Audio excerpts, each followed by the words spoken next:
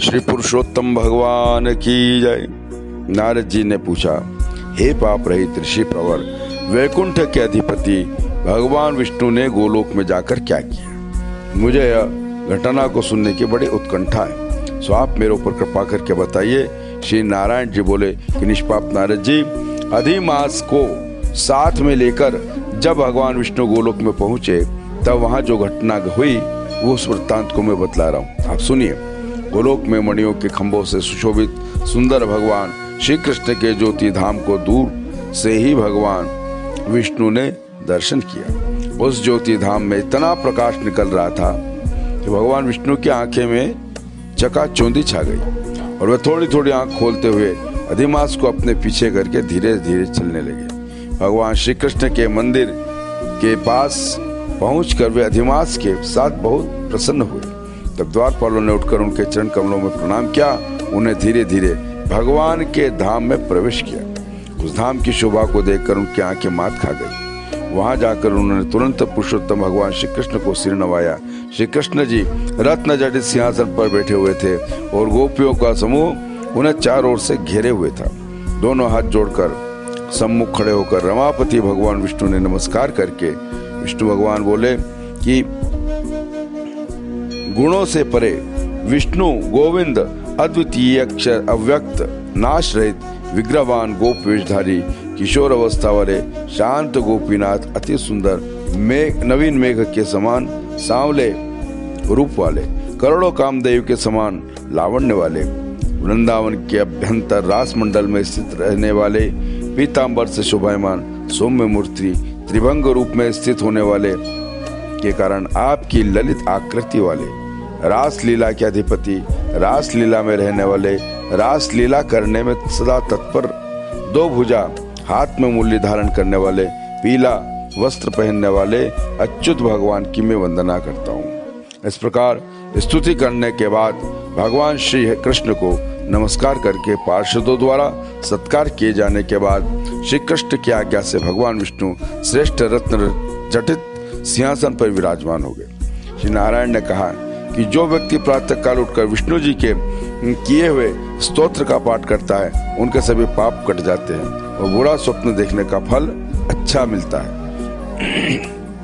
भगवान गोविंद के प्रति पुत्र पौत्र की वृद्धि करने वाली भक्ति होती है, अपयश का नाश होता है और चिरकाल तक सुंदर कीर्ति की वृद्धि होती है। तब भगवान विष्णु बैठ गए और श्री कृष्ण जी के सामने कांपते हुए अधिमास को उनके चरण कमलों का पर प्रणाम करवाया। तब श्री कृष्ण जी ने विष्णु जी से पूछा कि यह कौन है, यहाँ किस लिए आया है, यह इतना क्यों रो रहा है? इस गोलोक में तो कोई क्लेश नहीं भोगता, इस गोलोक के प्राणी तो सदा आनंद में मग्न रहते हैं और स्वप्न में भी कोई खराब बात अथवा क्लेश कारक बात नहीं सुनते। फिर विष्णु यह कैसे आंखों में आंसू बहाता थर थर कांपता और दुखी मेरे सम्मुख खड़ा है?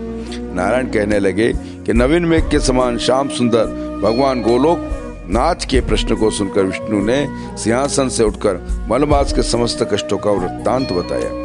विष्णु ने कहा, हे वृंदावन में शोभा के धाम, हे कृष्ण वंशीधर, इस अधिमास के दुख को मैं आपसे वर्णन करता हूँ, आप सुनो। इसका कोई अधीश्वर नहीं है, इस बात का ऐसे महान कष्ट है और इसलिए मैं इससे यहाँ लेकर आया हूँ। अब आप ऐसा उपाय निकालिए जिससे इसकी क्लेश रूपी भीषण वनाग्नि शांत हो जाए। यह अधिक मास सूर्य की संक्रांति से रहित है, मलिन है और शुभ कार्यों में सदा निषिद्ध है। स्वामी रहित मास में न स्नान करना चाहिए न दान करना चाहिए।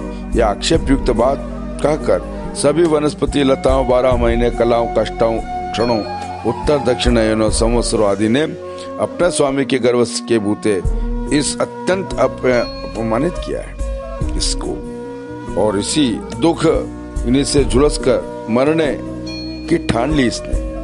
तब अन्य कृपालु मानवों की प्रेरणा से मेरे पास आया। हे ऋषिकेश, इस शरणार्थी ने कांपते कांपते बार बार रोते रोते अपने दुख परंपराओं के वृत्तांतों को हमसे भली भांति कहा, खोल कर रख दिया। आपके अतिरिक्त दूसरा कोई इसके महान क्लेश को निवारण नहीं कर सकता, अतः इस आश्रय रहित का हाथ पकड़कर मैं आपकी शरण में आया हूँ। आप दूसरों को दुख में पड़ा हुआ देखकर सहन नहीं कर सकते, ऐसा बड़े बड़े वेदज्ञों ने कहा कथन है। अतः इस संतप्त को कृपा कर सुखी कीजिए। आपके चरण कमलों में आए हुए व्यक्ति शोक के भागी नहीं होते हैं। और ऐसा विशारद विद्वान का कहना है, हे जगन्नाथ, कैसे मिथ्या हो सकता है? मेरे ऊपर भी दया करके इसका क्लेश निवारण करना आपका कर्तव्य है, क्योंकि मैं सब काम काज छोड़कर इसे लेकर आया हूँ। मेरा आना सफल कीजिए। अपने प्रभु के सामने कभी भी कोई बात घड़ी घड़ी नहीं कहनी चाहिए, ऐसा नीति शास्त्र के ज्ञाता बड़े बड़े बुद्धिमान नित्य कहा करते। इस प्रकार अधिमास के सब कष्ट का था भगवान विष्णु से ने श्री कृष्ण से निवेदन कर विष्णु कृष्ण के मुख कमल की ओर देखते हुए उनके सामने हाथ जोड़कर खड़े हो गए। ऋषियों ने कहा, सूत जी आप बड़े उदार हैं, आप दीर्घ काल तक जीवित रहें, जिससे हम लोग आपके मुखारविंद से भगवान की लीला की कथा रूपी अमृत का पान करते रहें। हे सूत जी, गोलोकाधिपति भगवान श्री कृष्ण ने तब क्या कहा और क्या किया, यह वृत्तांत बताइए, क्योंकि विष्णु और श्री कृष्ण का संवाद अखिल विश्व का कल्याण करने वाला है। सूत जी, ब्रह्मा जी के पुत्र नारद जी ने ऋषिराज नारद से प्रश्न किया, संप्रति प्राप्त उसे बताइए, क्योंकि परम भगवान नारद जी ने के प्रति जो कहा हुआ भगवान नारायण का वचन हम तपस्वियों के लिए परम औषध है। इस प्रकार बृहद नारदी पुराण के अंतर्गत पुरुषोत्तम मास महात्मा में वर्णित नारद अनारद संवाद में पुरुषोत्तम विज्ञप्ति नाम 6 अध्याय श्री पुरुषोत्तम भगवान की जय।